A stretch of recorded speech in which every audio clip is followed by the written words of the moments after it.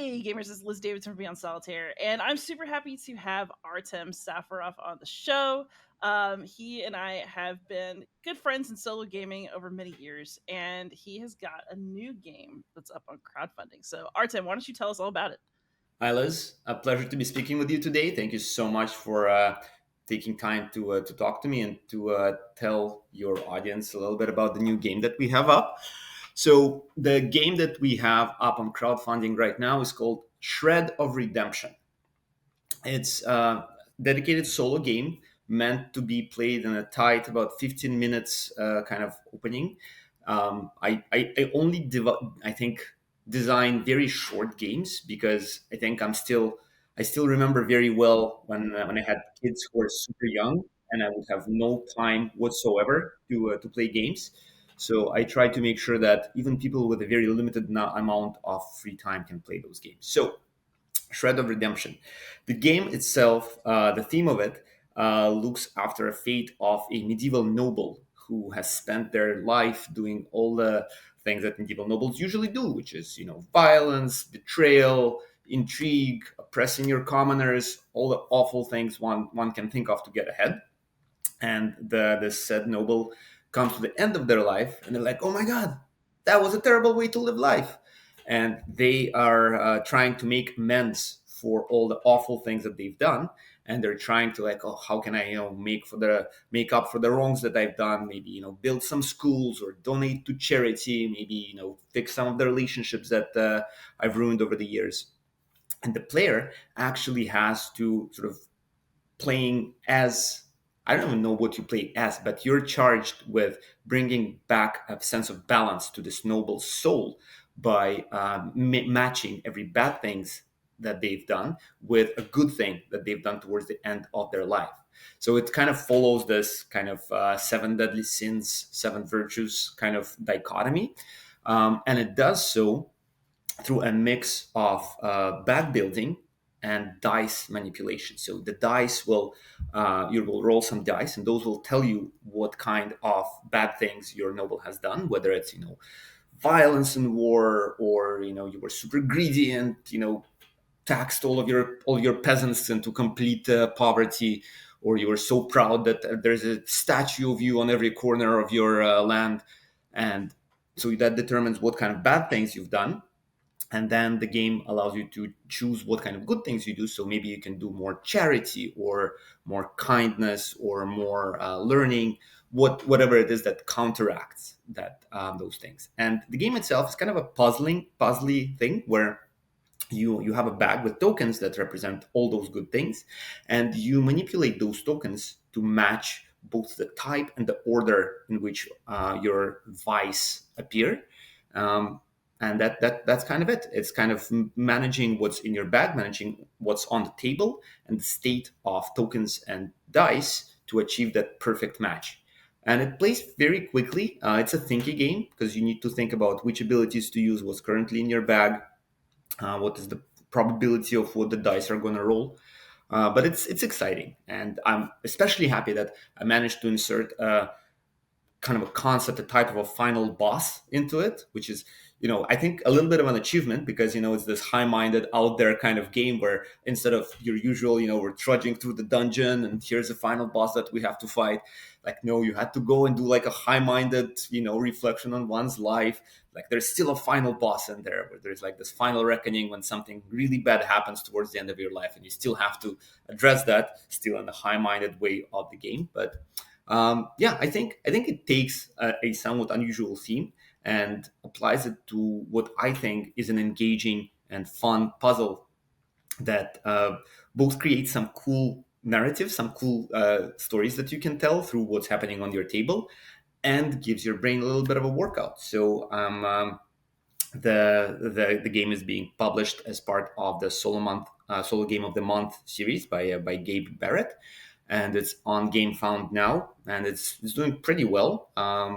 But very excited to tell more people about it, and really excited to have that game made and delivered. There we go. That's my spiel. That's how did I do? You did great. So here's what I want to know. What inspired you to make a game with this theme? Like, did you come up with a puzzle first, or did you like feel guilt in the night and you like wanted to make a game about clearing a person's conscience because of whatever you've done? No, I'm joking.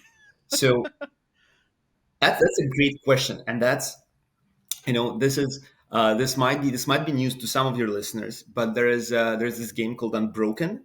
Some people might have heard of it, and it has a little bit of a reputation. Um,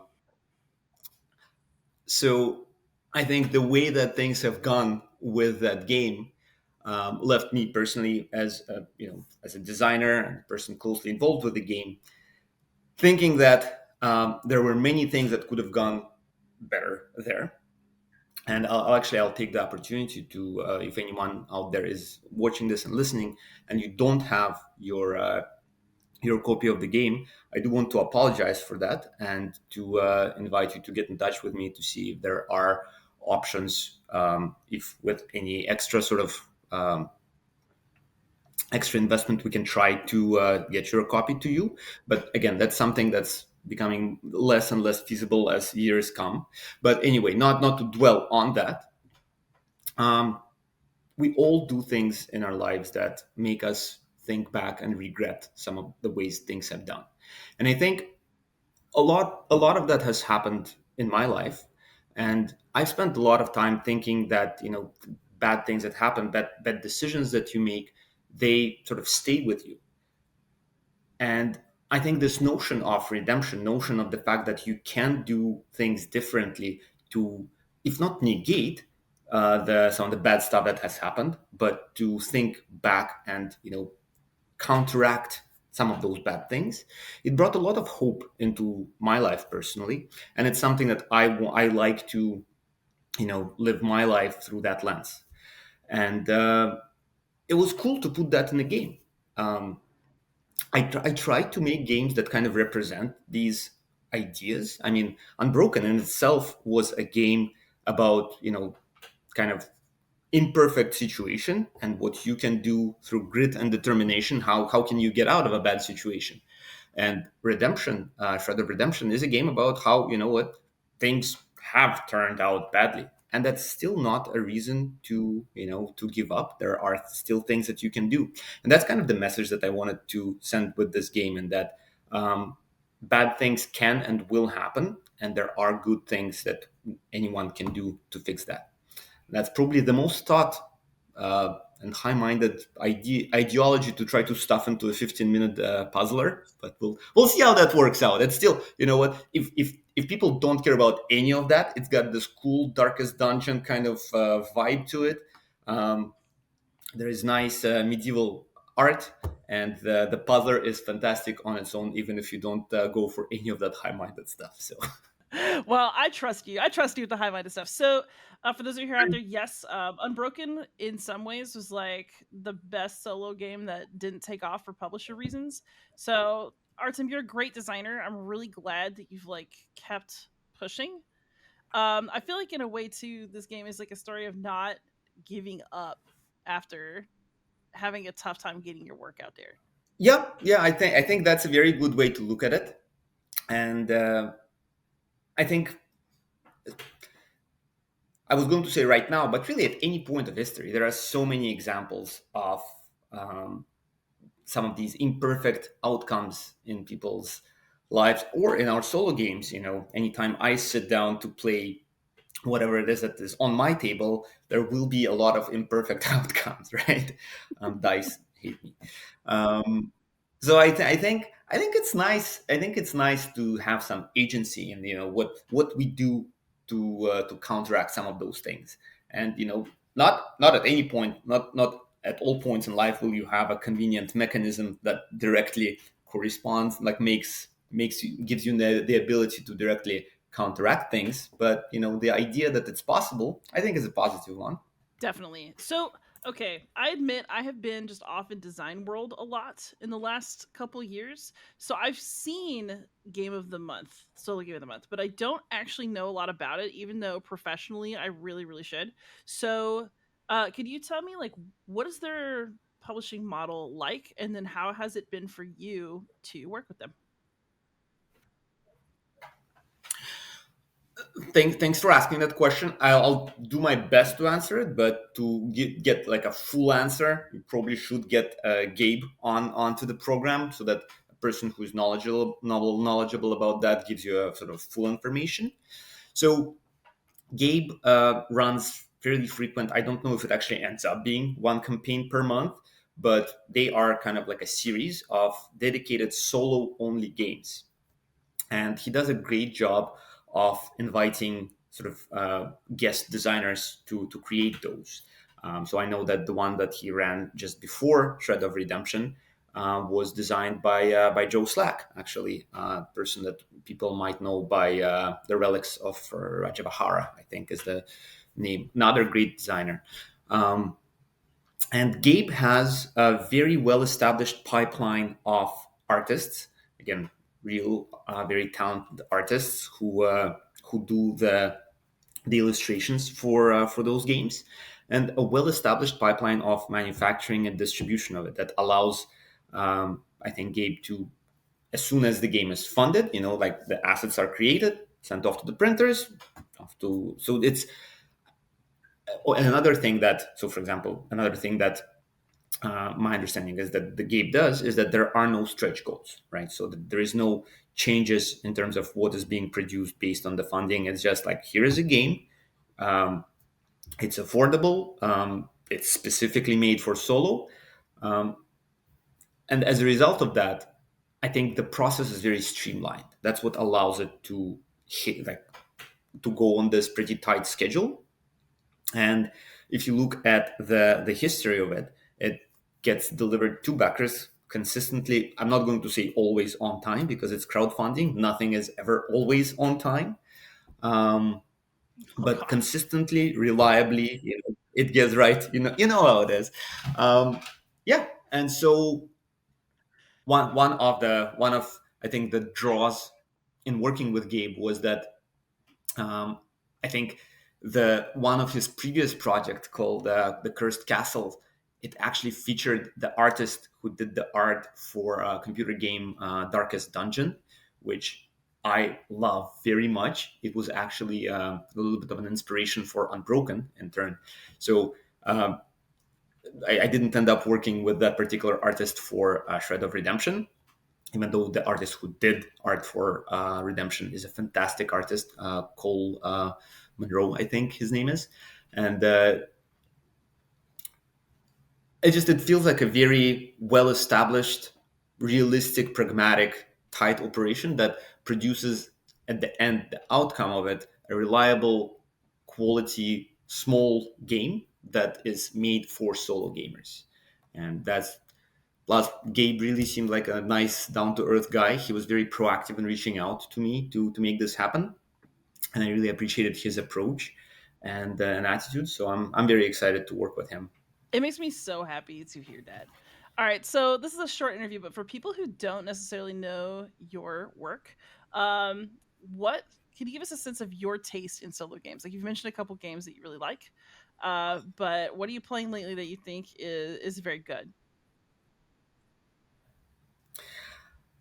This is going to be probably a little embarrassing because I have not been keeping up with solo gaming, right? So like anytime I go onto Facebook or Reddit and I try to contribute to a conversation and I realize that all my tastes and recommendations are like very 2017, 2018.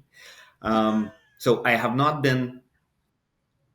It's embarrassing, right? So like whenever I do it, well, like you put me a little bit on the spot, but I'll tell you what I do dig, and then people can make judgments and maybe do like recommend newer things that I should be looking into. Um, so my favorite game, absolutely like without any conditions, is the Lord of the Rings living card game. I adore Tolkien's work. I think that game, as bulky and complex as it is, does a fantastic job of bringing that complex world to life. That's a 2011 published game. That's exactly what I meant. It's, I think, done production at this point. But here, let me give a more recent example that I love and actually that I think had a big influence on the Shred of Redemption. So I love Coffee Roaster. Coffee Roaster, I think, That's a is classic. fantastic. It's such a well designed game in terms of, see, a classic. That I think that's the best I can count on in my recommendations. Like no one will say like, "Ooh, I haven't heard about that one. When did that come out?" It's more like if I can get to like, "Ooh, that's a classic." Like yes, and I think it also like because I have the revised edition of that. Like I think what makes it classic, it's like there is like a very early like 15, 20 years ago design. I think when the first it came out with very rough around the edges kind of art that I think first brought it to English speaking audiences, right? Because it's originally I think a Japanese designed game. Um, so the coffee roaster brings a lot of like I tried to take some of the back building mechanics from there and bring it into Shred of Redemption, but add a little bit of more um, spatial component where you operate with the positions of the tokens that you pull out of the bag. Other things, I'm a sucker for Sprolopolis. Sprolopolis, I think, is a marvel of very tiny design, um, and it's so fast. It's so easy to like just take it out. I always have it in my like work bag whenever I have like a little bit of time. I'll get it out on the table, and it's very like I think I tried to take a little bit of that quickness to insert into Shred of Redemption. Another great example, actually, correct me if I'm wrong, is Warp's Edge published by Letter? No, it's You a should know renegade. this. I think it's Renegade. It is an excellent bag builder Ah, though. Woo, it's right. one of the best. Yeah, sorry. See, I was trying to like I'm like, was it? No, Renegade. That's right. My bad. See, that's how out of practice I am in terms of knowing who publishes what. My bad. But yeah, that was another back builder that I think had a little bit of an effect on Shred of Redemption. The other thing I want to talk to you about is what are you designing right now? Because I know that you are like a quietly prolific person. I know this is not the only game you've been working on. So, what you got in the hopper? So yeah, I'm thinking in terms of whether I should talk about it at all or not. So one topic that I have been like fascinated by is like I love nature documentaries. Love like I have Wingspan. I know and appreciate a lot of things about nature and animals. And one animal in particular that I have been fascinated with for some time are wolves. So one of the things that I have been trying to sort of work on is this kind of a simulator where you lead and manage a pack of wolves as they kind of taking care of their territory, doing their hunting, like raising the cubs, and trying to sort of put that into more of a worker placement slash resource management kind of approach. Mostly because I think wolves are really cool, and I thought that would be a neat kind of neat theme to bring. This one would not be high minded. This would just like really the tagline for that game would be like wolves are cool. I actually think that's a great reason to make a game and completely support it. I think that I don't know, games where the person who's making the game really loves the topic, I think that that always makes for a great outcome. Yeah, that's true, and I actually think that to some extent there's a certain level of like knowledge about the topic that you need to have before you can design a game well about it. So to me, like I was comfortable designing Unbroken because like I'm familiar enough with dark fantasy staples. Actually, one of the things that has held me back a little bit from the going full on with the Wolves game is that I don't necessarily feel like I have all the like the biology and ecology knowledge. So I think that's to say, if anyone out there is an expert on wolves or their biology, do get in touch. I would appreciate some actual scientific help on this. But yeah, Amazing. All right, so again, this is a shorty interview, but before I ask you for any more, just any last comments on Shred of Redemption. I just want everybody to know. Hopefully, a prototype is on its way to me, and I will get a video out about it soon as well. So I'm really looking forward to playing it. Artem, any last bits of info for people who are thinking about the game? First of all, thank you so much for doing a playthrough of the prototype. I hope you enjoyed. Please don't hesitate to hit me up if you have any questions. And as far as any last words, just want to thank the people for considering checking out Shred of Redemption. It is, if nothing else, it's I think a cool puzzly back builder that can get on your table and off your table in 15 to 20 minutes with some very striking art that I know I had a lot of fun playing, and it gave me some very cool solo experiences. And just to underline that how special it is for me to be able to bring another one of my designs out there to people, and um, quite a few people in the crowdfunding page, they had some nice things to say specifically about supporting my work, and I want to thank those people that despite some of the challenges and difficulties with Unbroken, people who have supported my work, from both there and the Shredder Redemption.